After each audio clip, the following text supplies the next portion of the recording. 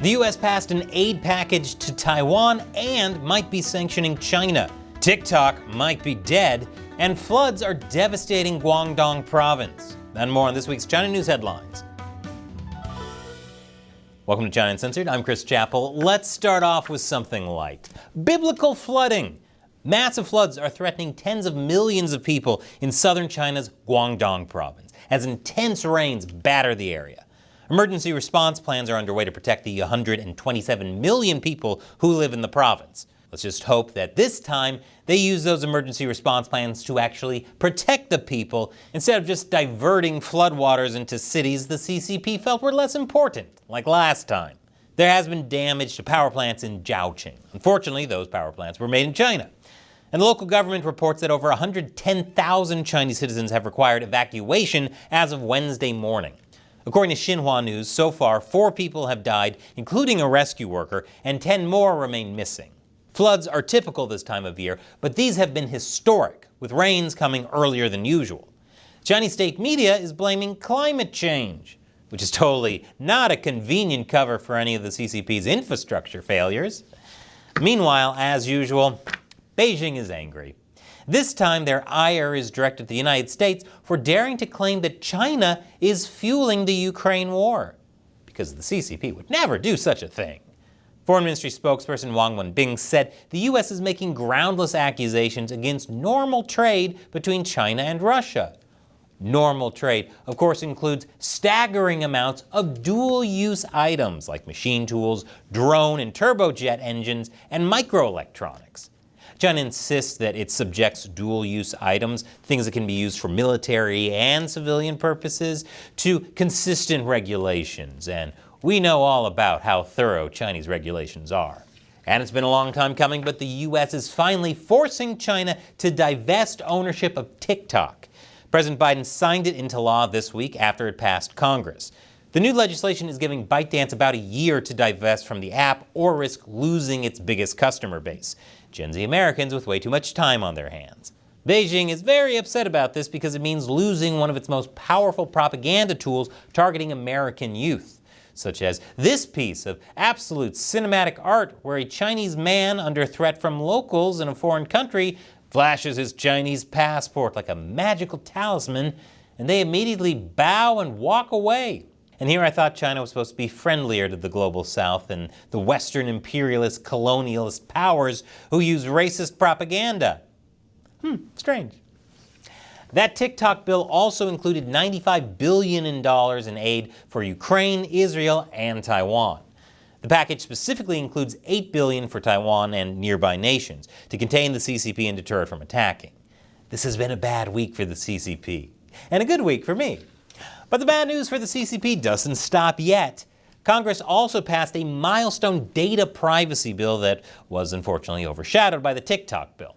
This bill might be even more important than the potential ban on TikTok, since it targets data privacy invasion and theft on a broader level, aiming to prevent foreign adversaries from stealing personal and private information from U.S. citizens. The bill prevents data brokers from selling such information to countries like Russia and China, and even garnered support from some progressive lawmakers who oppose the TikTok bill. I joke a lot about Congress not doing anything, but it seems like they're actually doing something. Now I'm worried.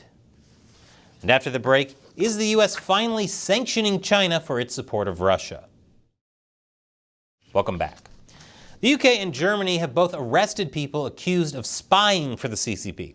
The UK spy includes a parliamentary researcher, while German prosecutors say the suspects were arrested for spying on behalf of the Chinese Ministry for State Security and collecting sensitive information, including designs for an engine suitable for use on combat ships to pass on to China.